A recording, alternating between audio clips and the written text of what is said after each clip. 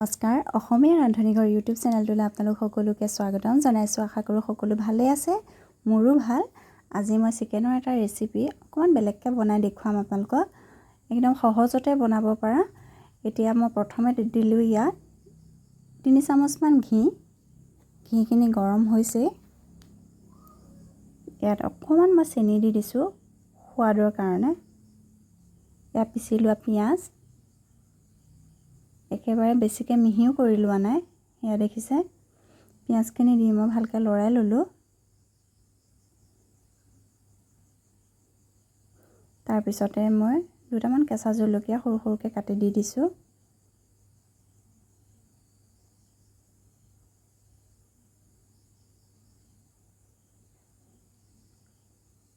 এতিয়া মই ইয়াত দি দিছোঁ মাংসখিনি।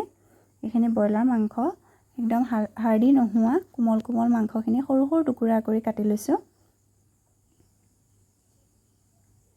এতিয়া ভালকৈ লৰাই ল'ম। মছলা হালধি একো ব্যৱহাৰ নকৰোঁ, কিন্তু এইদৰে বনাই খাই চাব, সোৱাদটো বহুত ধুনীয়া হয়। আলহীক বনাই খুৱাব পাৰে এই ধৰণে। তাৰপিছতে ইয়াত মই সোৱাদ অনুযায়ী নিমখ দিছোঁ।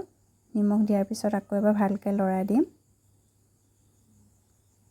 ইয়াতে মই আপোনালোকক আৰু এটা কথা কওঁ, মোৰ ভিডিঅ'খিনি আপোনালোকে চাই থকাৰ বাবে ধন্যবাদ জনাইছোঁ, আৰু লগতে কৈছোঁ যে মই পৰাপক্ষত আপোনালোকক একদম ঘৰত যিখিনি বস্তু সাধাৰণতে থাকে, মধ্যবিত্ত মানুহৰ ঘৰত সাধাৰণতে যিখিনি বস্তু থাকে সেই দিয়ে বনাব দেখুৱাব বিচাৰোঁ, যাতে বেছিকৈ আমি খৰচ নোহোৱাকৈ সোৱাদযুক্ত ভালকৈ বনাব পাৰোঁ।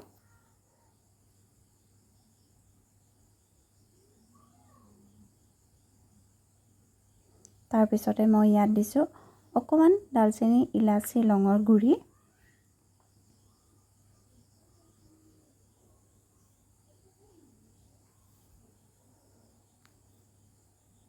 ইয়াত কথাৰ মাজতে থাকি গ'ল, ইয়াত আদা মিহি মিহিকৈ পিহি লোৱা আদাও দিছিলোঁ।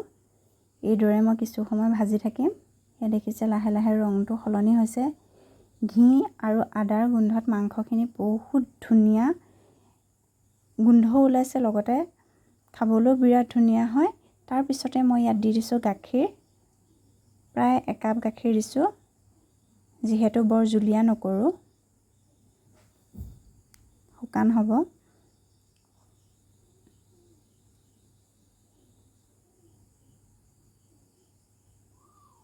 আপোনালোকে মন গ'লে ইয়াত কিচমিচো দিব পাৰে, কাজু হওক কিচমিচ হওক দিব পাৰে।